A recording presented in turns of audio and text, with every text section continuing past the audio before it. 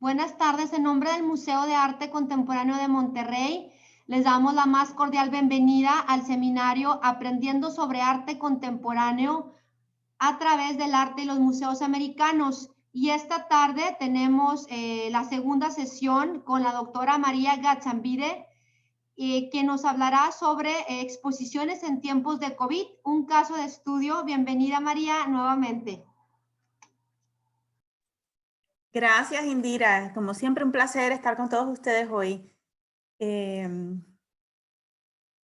Pues hoy les quería mostrar, si bien el lunes hablé un poco de, a grosso modo, de lo que es el mundo del arte público, hoy quería pues remontarnos a lo que está pasando en estos momentos y dar un ejemplo práctico de una exposición que hemos desarrollado en el contexto del COVID-19 y cómo ha ido cambiando el planteamiento de esta exposición a medida que fue avanzando el virus, porque ha sido para nosotros muy interesante ir navegando todos estos obstáculos y oportunidades que se han presentado con esta situación.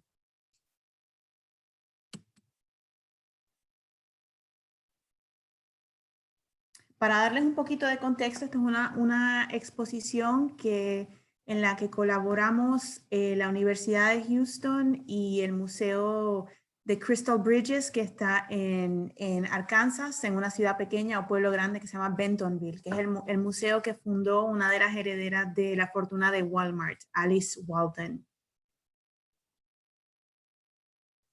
La exposición se titula Color Field, y Color Field es un movimiento, se refiere a un movimiento artístico que se fraguó en la década de 1950 y 60 en el ámbito del expresionismo abstracto, concretamente en Nueva York. Y entonces voy a dar un poco de trasfondo y ir trazando cómo se desarrolló este contexto y cómo hemos llegado hasta los objetos o las esculturas que nos competen hoy, que son las que aparecen en la muestra. El expresionismo abstracto, como muchos de ustedes saben, fue una corriente artística que tuvo su apogeo en los 50 y 60, y inclusive hasta un poquito antes, y se distinguía por el exceso de trazo, una fisicalidad muy evidente en la pintura, gestos, excesividad de materia, pigmento, etcétera. Y aquí estamos viendo al famoso Jackson Pollock y cómo iba aplicando la pintura en sus lienzos. Era un proceso absolutamente físico, como he dicho. Aquí hay otros ejemplos de ese movimiento. A la izquierda una obra de Willem de Kooning y a la derecha una de Ashley Gorky. Aquí en ambas se puede ver el exceso de materialidad, el trazo abstracto. Hay un poco de figuración todavía en la obra. Eso ya depende de cada artista, pero se fue depurando esta obra de Jackson Pollock, súper famosa en el Museo Metropolitano de Nueva York.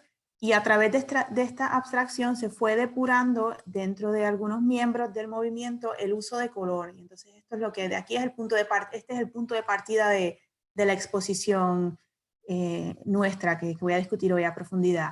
Dentro del movimiento de abstracción expresionista, pues hubo algunos de sus exponentes, entre ellos Clifford Steele, Barnett Newman y Helen Frankenthaler, que proponían como balance a esta expresividad y a este gesto tan físico, una depuración del color y un uso del color más o menos uniforme en todo el lienzo. Entonces estos son tres ejemplos perfectos para ilustrar esa corriente que salió del expresionismo abstracto. Y luego, como no, aquí en Houston tenemos una obra monumental de Mark Rothko, que fue otro gran exponente del movimiento Color Field. Esta es la capilla, se llama la capilla Rothko. Y en ella, para esta capilla, él trabajó en unos lienzos excepcionales de gran formato que completó hacia finales de los 60 bueno, a mediados y finales de los 60. En donde se ve, es una capilla, o sea, que se usa para meditar, para servicios de todo tipo de de creencias, pero siempre enmarcada o el entorno está compuesto por estos grandes lienzos de Rothko, que casi todos son en tonalidad de púrpura, entre púrpura y negro. Bueno, entonces, ¿qué pasa? Dentro de este movimiento Color Field, en un momento determinado, algunos artistas empiezan a pensar en cómo desplazar el espacio, el color en el espacio. Estoy mostrándole una obra de Sam Gilliam, que fue un pintor afroamericano que trabajó con los expresionistas abstractos, pero él venía de un movimiento en la ciudad de Washington, D.C., el Washington Color School, o la Escuela de Color de Washington, y a él se le ocurrió empezar a pensar en, bueno, desmontar el lienzo, quitándole el bastidor y colgar estos lienzos de manera escultórica. Entonces esto dio pie a una corriente de artistas, no solamente en Estados Unidos, pero por todo el mundo, que empezaron a cuestionarse y a plantear maneras de desplazar el espacio, el color en el espacio. Nosotros tenemos la dicha en América Latina de que muchos de los grandes exponentes de esta corriente vienen justamente de nuestra región. Aquí les quiero mostrar a Carlos Cruz Diez.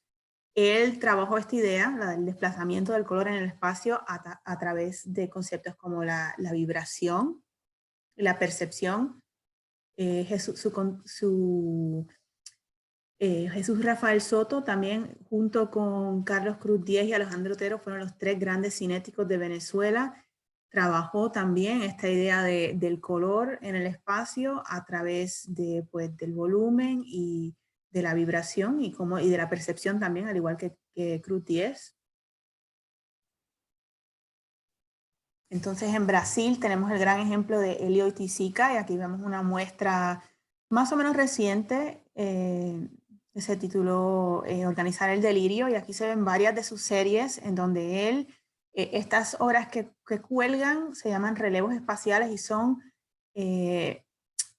una especie de pintura en el espacio. Tienen muchas capas y él le daba vueltas, son figuras geométricas, formas geométricas que él iba como envolviendo y abriendo, desdoblando, y al mismo tiempo iba desarrollando unas teorías muy precisas del color. Él tenía unas libretas en donde apuntaba exactamente las mezclas de color que hacía para esta obra. Entonces fue otro, junto con Cruz Diez, otro gran teórico del color latinoamericano. Y aquí debajo tenemos otra serie mucho más pequeña que se llamó Subbólides, que bólides viene de bola de fuego en portugués, y justamente también tenían que ver con la expresión pura del color. Pero aquí vamos viendo cómo este color se expresa en formas que son absolutamente escultóricas.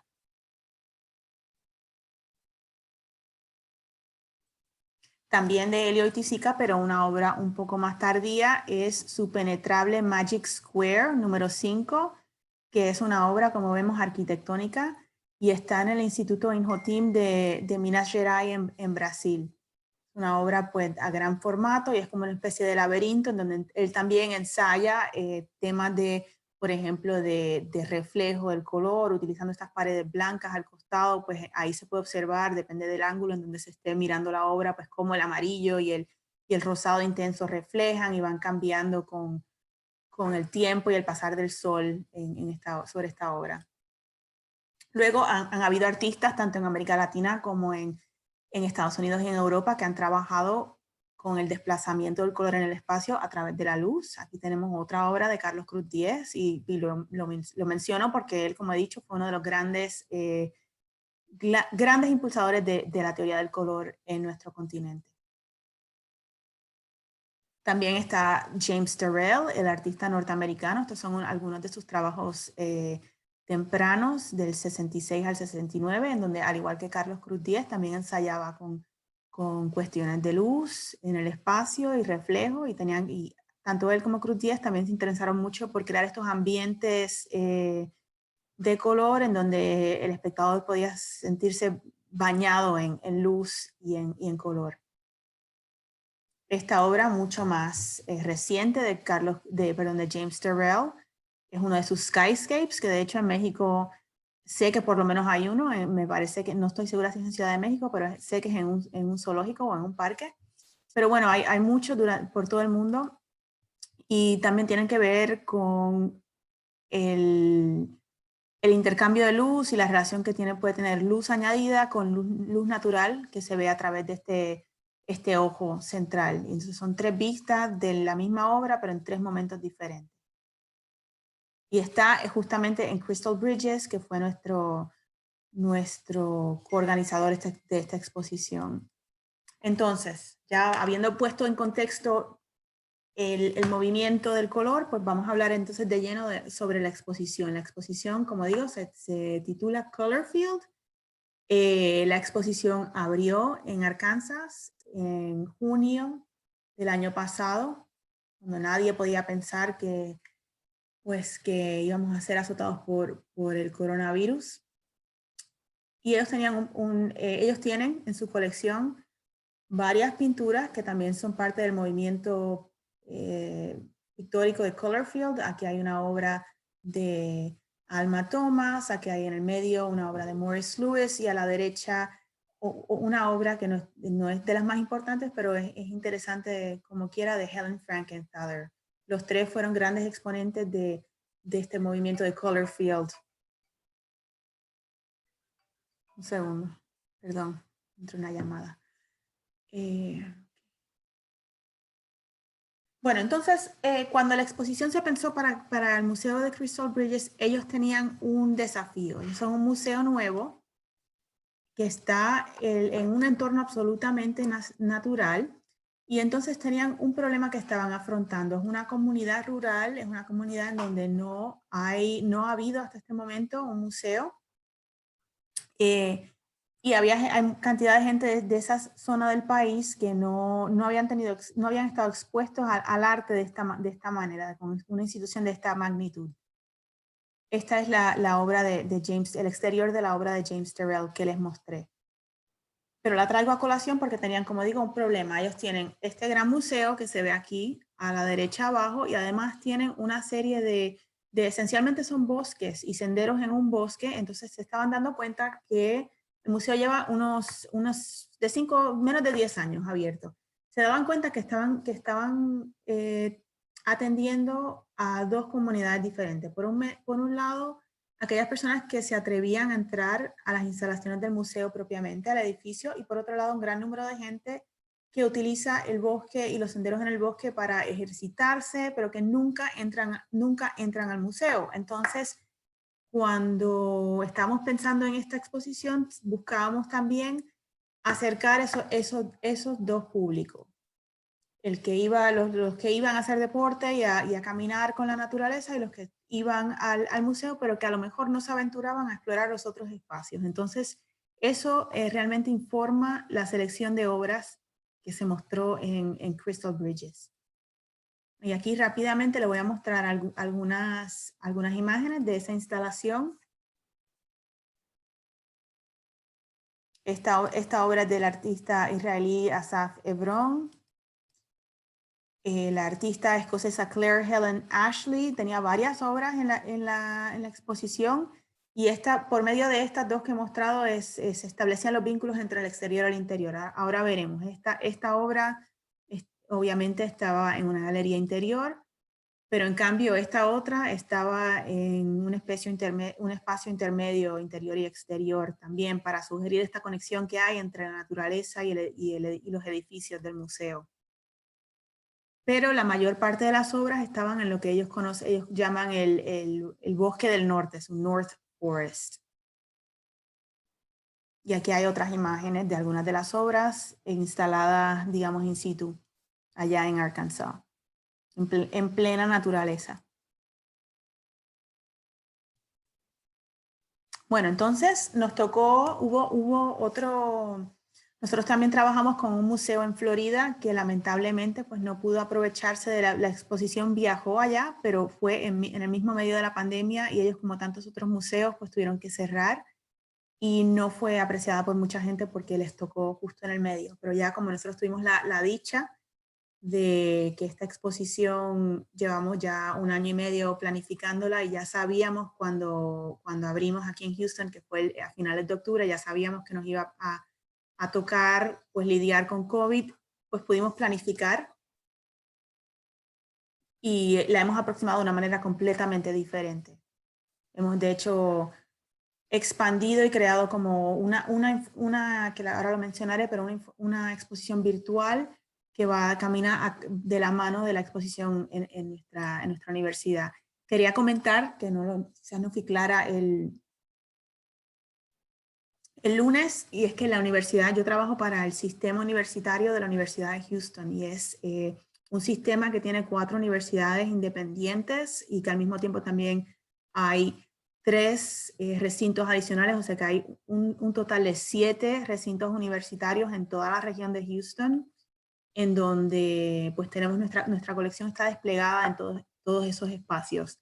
Esta exposición Color Field está específicamente montada en la Universidad de Houston propiamente, que es como el recinto central de la institución. Nosotros, no solamente en la Universidad de Houston, pero a través de todo el sistema, tenemos la dicha de tener un estudiantado absolutamente plural. Entonces, todos los trabajos que hacemos y todo el arte que traemos y todos los trabajos pues expositivos o trabajos de trabajo con nuestras comunidades siempre toman en cuenta que estamos tratando de integrar a gente y estudiantes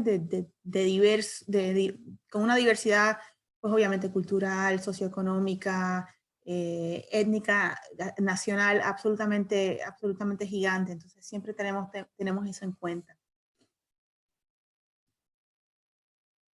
Y ahora les voy a explicar de aquí un momento cómo se refleja eso en algunas de las decisiones que tomamos con respecto a las obras que trajimos aquí a Houston. Al mismo tiempo también, cuando estábamos pensando en traer esta exposición a Houston, quisimos pensar nuestro espacio de una manera diferente. Este es el espacio de la Universidad de Houston, del campus central, de una manera completamente diferente. Esta es la primera vez que hemos organizado una exposición al aire libre de tal envergadura, y de hecho aquí en la ciudad de Houston, que yo sepa, es la más grande que se ha organizado nunca.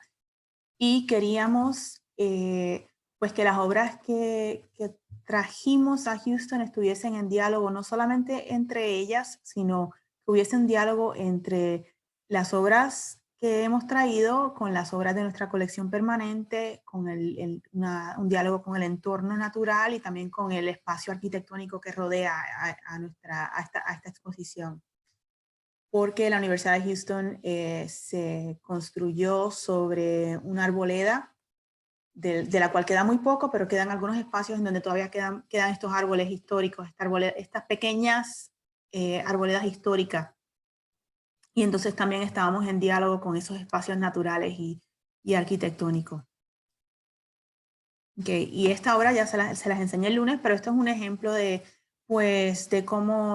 cómo lucen nuestras obras permanentes y están siempre rodeadas de árboles, de verde, de naturaleza, pero al mismo tiempo también de arquitectura.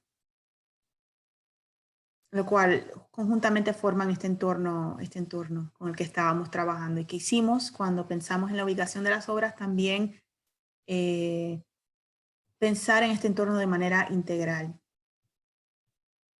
Okay, ahora voy a compartir con ustedes un pequeño video para que se hagan una mejor idea de cómo es el recorrido aquí en Houston.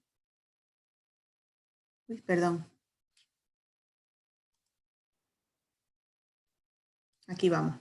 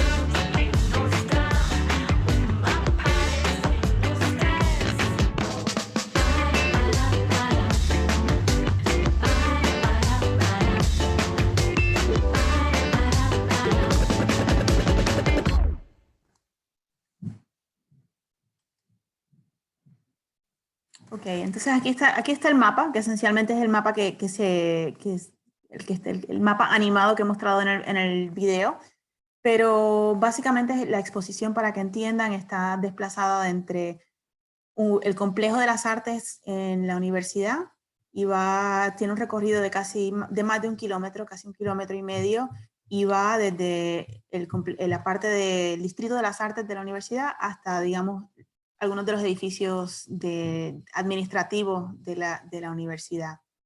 Y obviamente se puede acceder, es un circuito absolutamente poroso, pero se pensó en como un recorrido más o menos lineal, a pesar de que es absolutamente poroso, como he dicho. Al mismo tiempo, montamos toda una experiencia virtual que complementa la exposición in situ y se accede desde nuestro sitio web. Y ahora hablaré un poquito más, pero les voy a enseñar algunas de las obras. Nosotros, como he dicho, nosotros no pudimos traer a Houston todas las obras que se mostraron en Arkansas o todas las obras que se montaron se expusieron en Florida, pues porque como conocemos nuestros espacios, pues estábamos buscando obras que respondieran bien a los espacios que, como digo, arquitectónicos y naturales de los que disponemos. Así que hicimos un escogido dentro de todas las obras que se mostraron en esos otros 2 museos para exponer aquí en Houston. Y también tomando en cuenta la pluralidad de nuestra comunidad.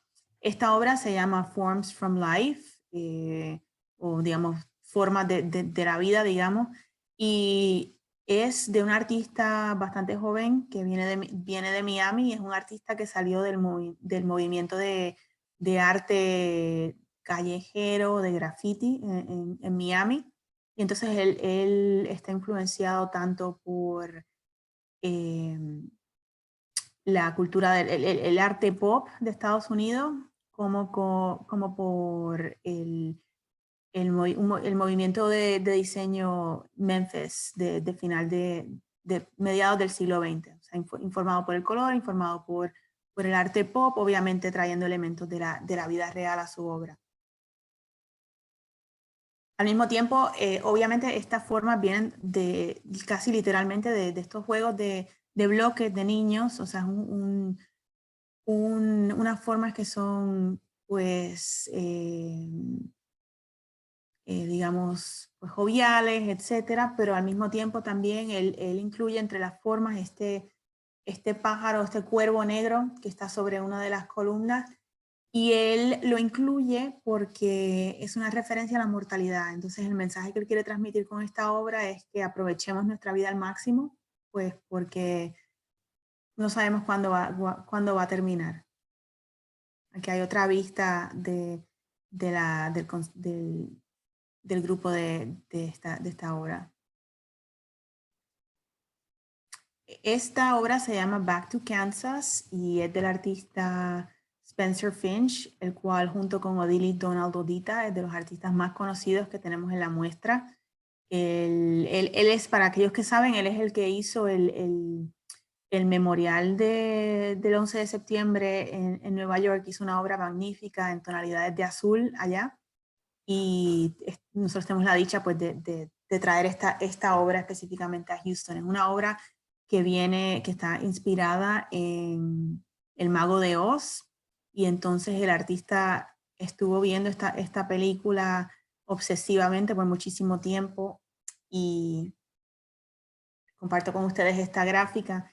Él la observó tanto hasta que pudo ir detectando ciertos colores. Si recuerdan, la película iba cuando Dorothy y sus amigos iban caminando, empezaba en blanco y negro, pero luego cuando llegaban a Oz se volvía absolutamente un espectáculo de Technicolor, digamos. Entonces la obra tiene un movimiento inverso, porque la obra empieza a todo color, pero está orientada hacia el oeste, y cuando el sol refleja hacia el atardecer, estos colores se van haciendo más tenues, y lo que causa una impresión de que estén como si fuera, no exactamente en blanco y negro, pero llegando a una tonalidad que se acerca más al blanco y negro de a estos colores.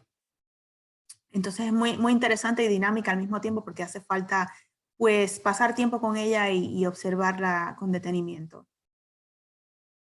Y como ven, algunos de los colores son pues el suelo en el túnel de Oz, en el minuto tal de la película, o la lengua de la bruja, la cara, el verde de la cara de la bruja, el trajecito de no sé quién, el amarillo del camino dorado, la bola de cristal y así sucesivamente. Es una obra muy, muy divertida. Al mismo tiempo que, pues, que introduce unas cuestiones muy interesantes con respecto a la percepción y al comportamiento del color. Luego, entonces vienen una serie de obras de Jeffrey Brewer. Jeffrey Brewer es un artista que trabaja aquí cerca de nosotros.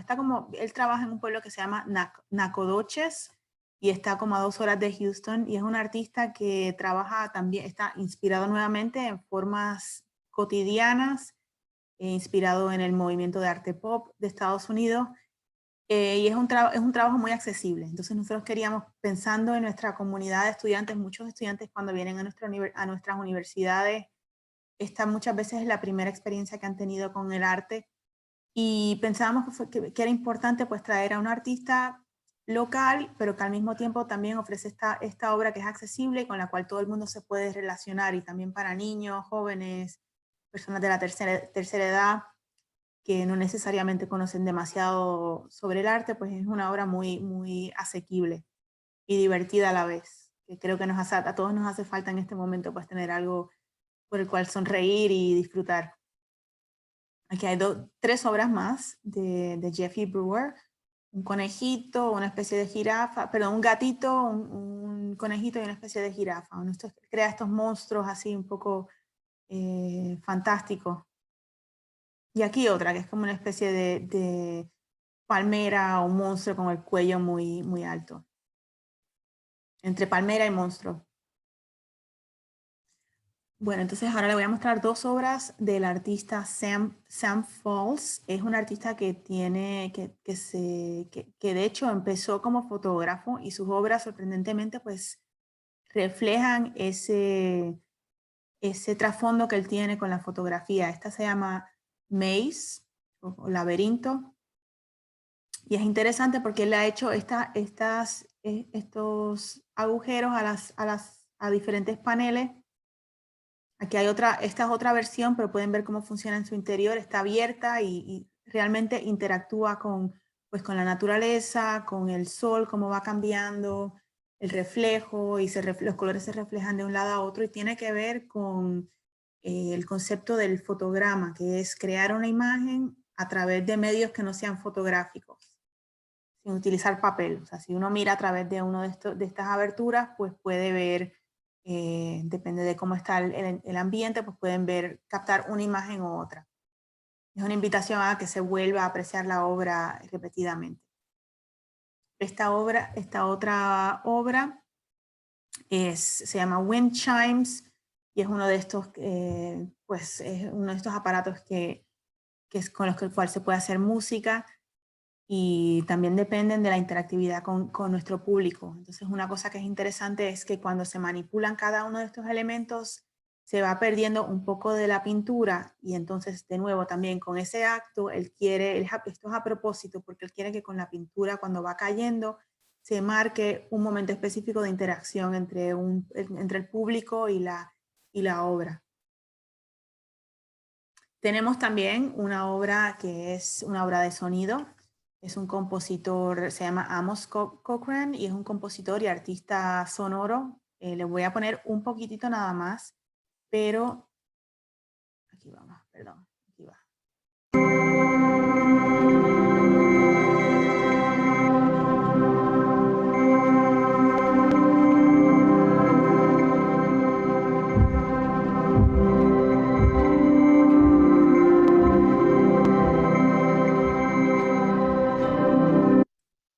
La obra se titula Colorfield Outside In y Colorfield Inside Out, o sea, de adentro a afuera y de afuera a adentro. De hecho, son 2 obras. Nosotros estamos mostrando las 2 porque las tenemos en un ciclo. Y de nuevo, este era otro intento pensando en cómo se mostró la obra en el Museo de Arkansas, era otro intento de hacer esa conexión entre el exterior y el interior. Allá pues se mostró una parte, outside in, de afuera adentro, se mostró en el exterior, y inside out, de adentro hacia afuera, estaba dentro del edificio. Pero esencialmente es una composición inspirada tanto en el lenguaje de la abstracción visual. Él redujo los elementos de la abstracción visual y aplicó ese mismo tipo de concepto a su composición musical, digamos, pero al mismo tiempo relacionada o inspirada en el entorno natural del estado de Arkansas. Y esta es una fotografía que, pues, captura lo que es el estereotipo que hay de Arkansas aquí en Estados Unidos, estos grandes atardeceres majestuosos, al mismo tiempo que hay pues grandes estacionamientos. Un poco de la dualidad de esa parte del país. Esta obra se llama Here o Aquí y es del artista Sarah Brayman.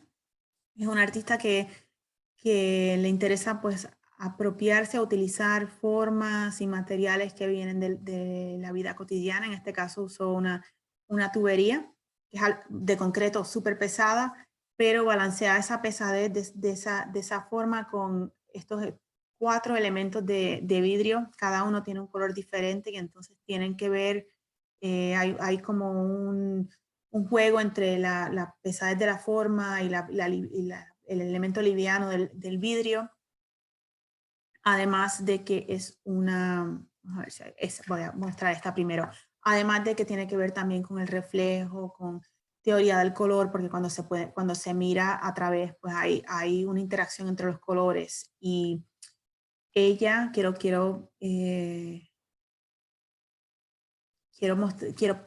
compartirles un poquito de lo que ella dice de su obra. Es en inglés, pero me parece muy apropiado porque desde mi punto de vista captura el sentimiento de la exposición. I wanted this sculpture to be an invitation to slow down and enjoy the experience of looking. That's why I called the sculpture Here. It's an invitation to take a minute and be here with the piece, moving around it and noticing the changes in color and light as you go. Since it's abstract, there isn't a story or narrative you have to know or understand. It's more just about being with the object and looking for what it has to offer you. Okay. Entonces es una obra, como ya dice, es una obra que nos exige que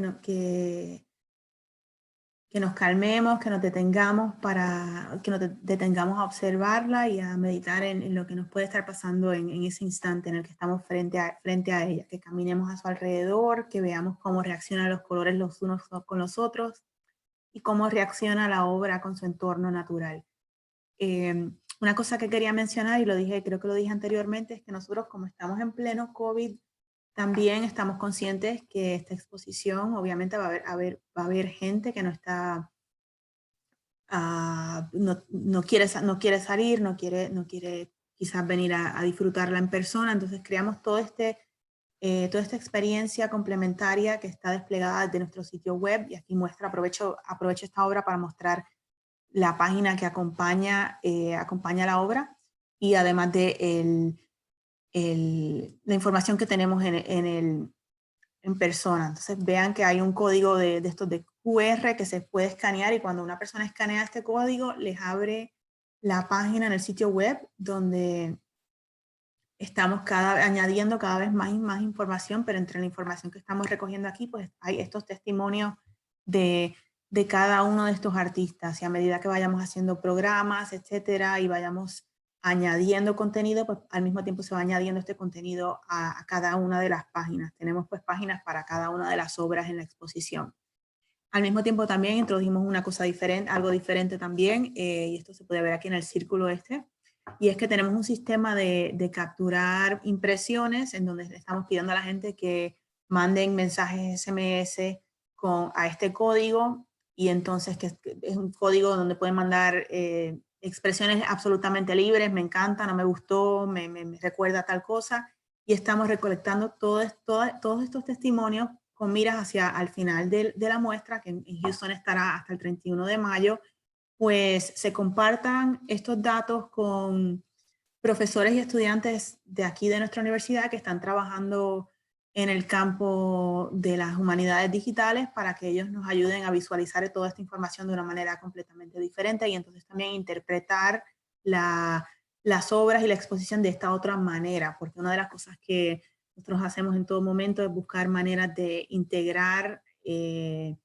pues toda la actividad académica que ocurre en nuestro campus universitario usando la colección como plataforma. Y entonces esta es otra de las maneras que estamos haciendo eso. Siempre lo tenemos muy presente, intentamos, como digo, integrar toda esta comunidad académica.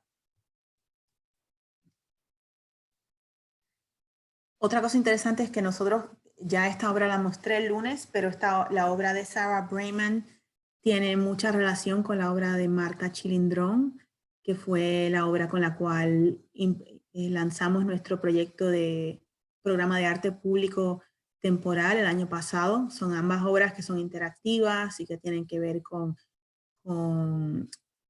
teoría del color. Y entonces a muchos de nuestros estudiantes y públicos de la comunidad que nos visitaron cuando mostramos la obra de Marta, pues les ha provocado, le han querido hacer comparaciones con la obra de Sarah porque tienen estos elementos en común. Bueno, entonces aquí está la obra de Ottilie Donald Odita, se llama Espacio Negativo. Y para mí es una de las obras más fuertes, más impactantes de toda la exposición.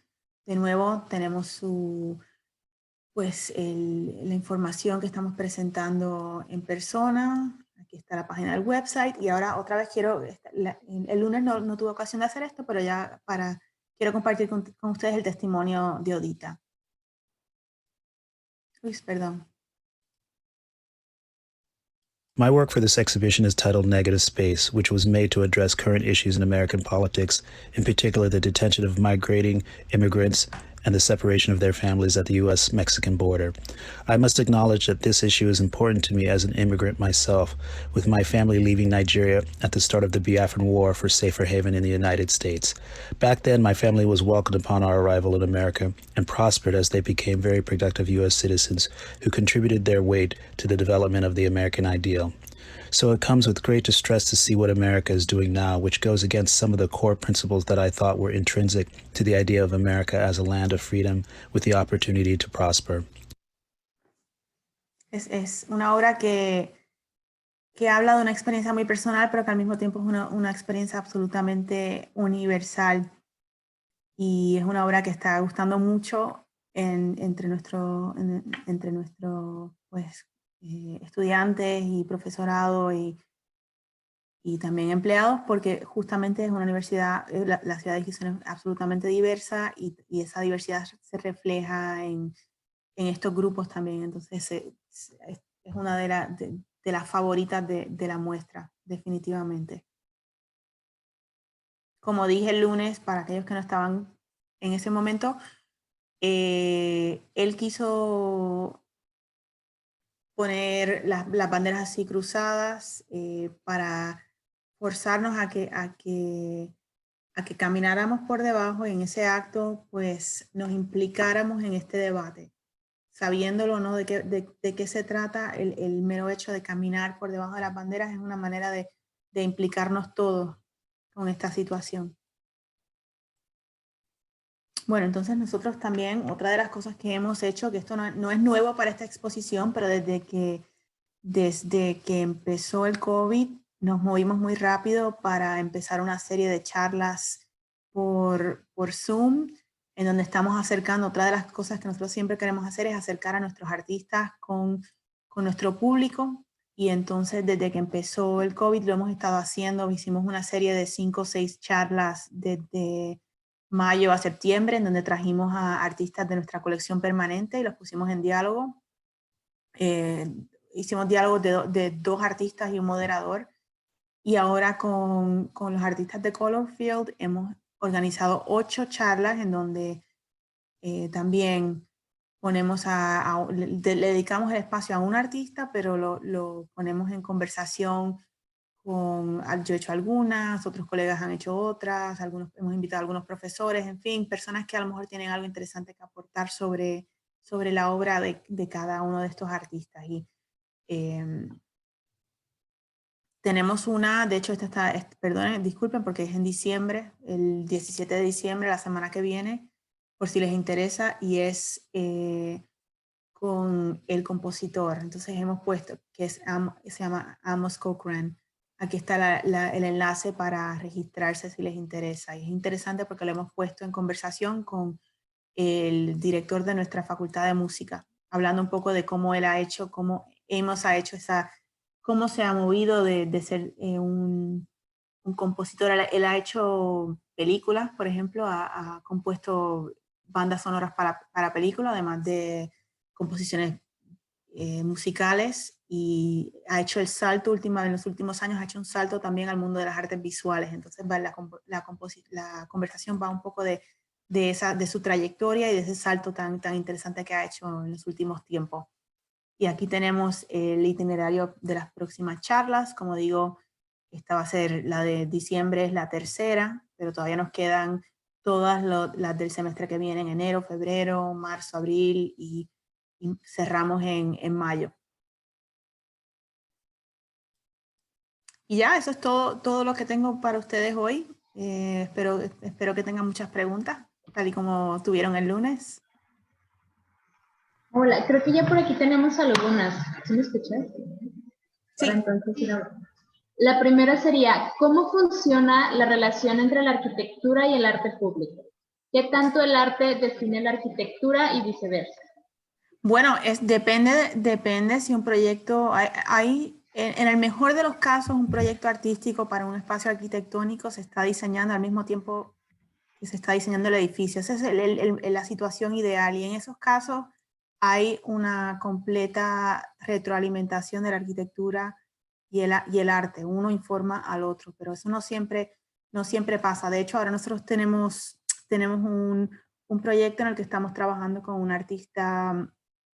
Tenemos una facultad de medicina nueva y hemos comisionado a un artista para que haga una instalación grandísima y muy ambiciosa en ese edificio, y él ha estado trabajando tanto con nosotros como con los arquitectos del edificio para ir configurando ese espacio e ir configurando a su vez también la obra de arte. Pero eso, como digo, no es el mejor, no siempre pasa, porque hay veces que hay un edificio que existe, y luego hay que conseguir o buscar algún arte que vaya bien, pero se consiga a posteriori. Entonces, en el mundo ideal, lo mejor es poder trabajar de manera integral, y de hecho el lunes mostré algunos grandes ejemplos de la integración de las artes, y yo creo que esos grandes ejemplos se consiguen cuando se trabaja de manera colaborativa entre el arquitecto y el artista, y obviamente las personas que van a ocupar ese espacio. Creo que un poco como conectado con esta pregunta, mandan, ¿cuáles fueron los parámetros curatoriales específicos? Para esta muestra. Sí. Pues queríamos traer obras o explorar obras que en las cuales el color es el hilo conductor. Son 7 artistas, y bueno, si contamos a Amos, que es el compositor, son 8 artistas contemporáneos que todos tratan una diversidad de temas, pero como he dicho, el hilo conductor es el color. Queríamos mostrar una diversidad de planteamientos y diversidad de aproximaciones al color, y también a una variedad de temas, y explorar al mismo tiempo de qué manera el color contribuye a la exploración de esos temas. Por aquí preguntan, un poco más relacionado, creo que el cuidado de las piezas, que estas se ven muy limpias. ¿Quiénes les dan mantenimiento y cómo se lleva ese control, considerando pues que están al aire libre?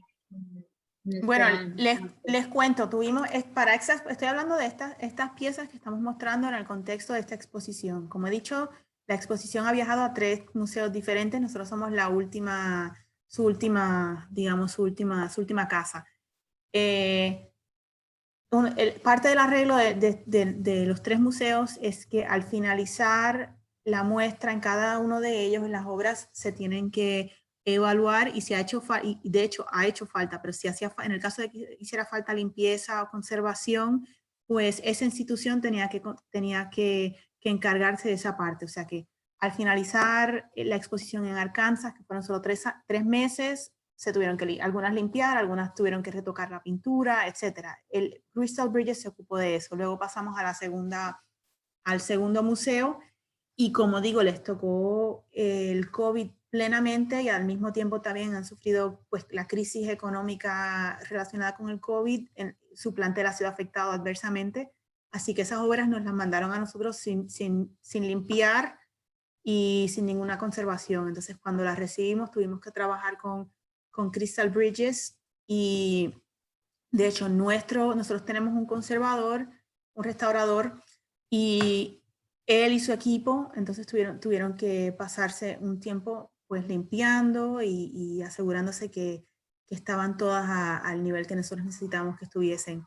Y por suerte, algunas de las obras que necesitaban retoques eran las obras de Jeffrey Brewer, que es este artista de esta obra de aquí, y él, como he dicho, él trabaja a 2 horas de aquí de Houston, así que él vino con integrantes de su estudio y él se encargó del retoque de esas obras específicamente, retoque y limpieza de esas obras específicamente, así que tuvimos una casualidad, pero tuvimos suerte que él está tan cerca. Por acá preguntan, desde el punto de vista de la curaduría y la dirección de instituciones, ¿cómo se relacionan con artistas jóvenes para incluirlos en muestras en relación con esos grandes maestros como Cruz Diez y dar la voz a la situación contemporánea? Bueno, esta exposición es un buen ejemplo porque en esta exposición en general son artistas contemporáneos, pero hay algunos que son muy jóvenes, se pueden considerar artistas emergentes en este momento. Y traer este tipo de proyectos nos ayuda a darle apoyo a esos artistas más jóvenes. Nuestra colección tiene unos parámetros curatoriales bastante fijos y nos exigen, estos parámetros nos exigen que trabajemos con artistas plenamente consolidados. Entonces no tenemos tanta oportunidad en el día a día de trabajar con artistas más jóvenes, pero a través de estos proyectos para nosotros es una manera muy gratificante de poder apoyar el arte joven. Preguntan que si hubo algún lineamiento respecto a las dimensiones para los artistas, o si sería como más universal. ¿Dimensiones de tamaño? Uh-huh.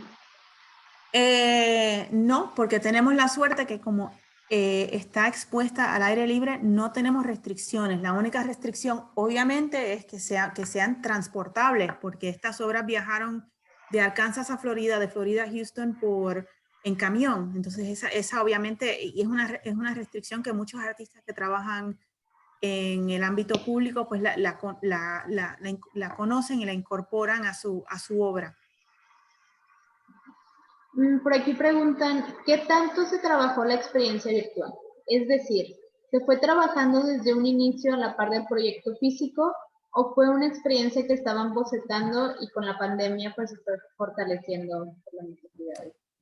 Al principio nosotros empezamos a trabajar en esta exposición hace ya casi 2 años, o sea que al principio no teníamos idea de lo que nos venía, de lo que se nos venía encima. Y se pensaba en una experiencia virtual no tan ambiciosa, pero a medida que nos fuimos dando cuenta que íbamos a tener que trabajar plenamente en el marco de COVID, pues obviamente sí, fuimos fortaleciendo y trayendo ideas nuevas para poder crear una experiencia que sea indivisible. La experiencia virtual, para aquellos que pueden ir a nuestra universidad y apreciar las obras en persona, complementa la experiencia en persona y la experiencia virtual obviamente es parte íntegra de la experiencia en persona y eso pues se fue logrando con el tiempo a medida que nos fuimos dando cuenta de nuestra situación en este momento. Y veremos a ver porque yo les mostré el itinerario de las charlas que vamos a hacer con artistas. Estos no son todos los programas que estamos organizando en torno a la muestra. Tenemos programas enfocados a estudiantes, a otros tipos de audiencias. Y una cosa que sí cambió es que a medida que íbamos planificando el ciclo de programación, también intentamos pensar en programas que pudieran ser desplegados tanto en persona como virtual, y tenemos la capacidad a medida que va pasando el tiempo de transicionar de un entorno a otro también, que eso ha sido interesante, y eso nos ha motivado a pensar de una manera creativa. Otra cosa que estamos organizando también es un ciclo de cine, que lo vamos a hacer en la primavera, el 10 de abril, y para todos los públicos también, porque nosotros queremos que cuando la gente piensa en en la Universidad de Houston, se piense no solamente en pues, lo que aporta académicamente, o aquí en Estados Unidos el deporte es muy importante y tiene muy buena fama con respecto al deporte, pero también queremos ir fomentando que se piense que esto es un destino del arte. Entonces, una de las cosas que estamos haciendo es también introduciendo nuevos programas, y uno de los programas es este ciclo de cine que nunca se había hecho aquí, y también lo queremos hacer para todos los públicos. Entonces estamos pensando en 3 películas que exploran el color desde 3 puntos de vista diferentes. Obviamente una de ellas es El Mago de Oz, pero hay 2 que también son películas de diferentes momentos del tiempo que introdujeron grandes cambios con respecto al color. Y en ese caso, por ejemplo, lo estamos organizando. Pensábamos en un momento que a lo mejor tenía que ser al aire libre, o teníamos que hacerlo en algún auditorio, y al final hemos decidido por un auditorio gigantesco que hay en la universidad, y estamos, pues, obviamente controlaremos el aforo para que se pueda mantener distancia social, pero hemos tenido que pensar a lo grande para acomodar el mayor número de personas en el espacio con el que disponemos. Pero así todos los programas hemos tratado de ser flexibles y ir ajustando sobre la marcha, depende a cómo está la situación, porque aquí la situación va cambiando de día a día. Preguntan, ¿qué información sobre la participación en la exposición está disponible para investigación de profesores y estudiantes? Creo que se refieren como a cuántas personas han visitado la exposición, cuántas personas han participado de ella, si tienen como algún tipo de conteo demográfico. Sí, nosotros tenemos, sí, esa es otra de las cosas que hemos introducido. Estamos contando, estamos llevando este es un tema complicado, porque obviamente cómo se cuantifica la interacción con obras de arte que están al aire libre. Es más fácil en un museo contar a las personas que van entrando por la puerta, pero esto es un poco más complicado y nunca vamos a tener una visión total, porque al final nosotros tenemos en esta universidad, o sea, en cualquier momento determinado hay 56,000 estudiantes matriculados y 5,000 profesores y empleados, o sea, hay un montón de personas. Obviamente estamos en COVID, y obviamente esa cantidad de personas pues es menor, porque no todos están en el campus en este momento, pero es difícil de cuantificar cuántas personas reaccionan o interactúan con las obras. Hemos hecho algunas cosas, aunque para mí, desde mi punto de vista, es una visión un poco incompleta por la razón que explico, pero estamos, por ejemplo, el sistema de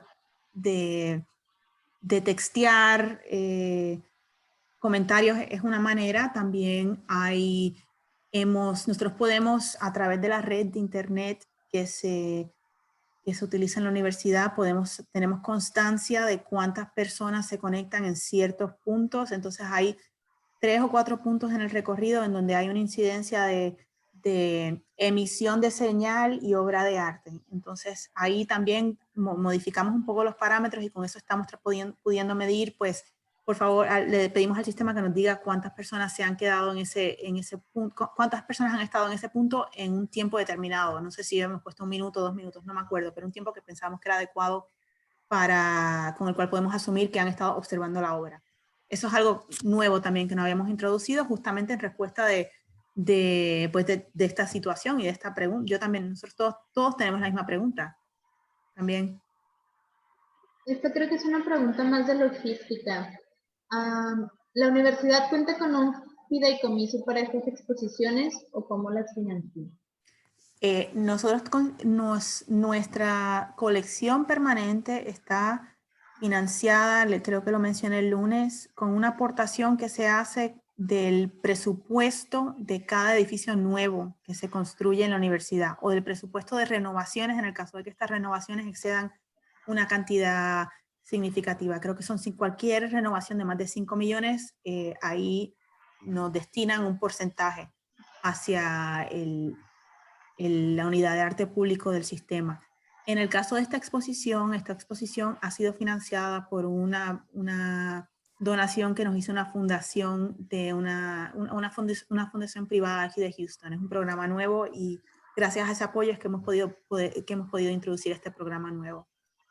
Pero nos proveyeron fondos para empezar el programa y ahora estamos levantando fondos para poder seguir con este programa en otros años. Lo último que nos están preguntando, ¿les gustaría tener acceso a la liga de la exposición del 17 de diciembre? No sé si me las podrás compartir. O sí, lo puedo hacer ahora. O mandárselo a Indira y lo comparte. Sí, nosotros se los enviamos a ellos a sus correos. Es 17 de diciembre, pero como digo, vamos a tener todos los meses. Y para nosotros, mire, esto del COVID ha sido...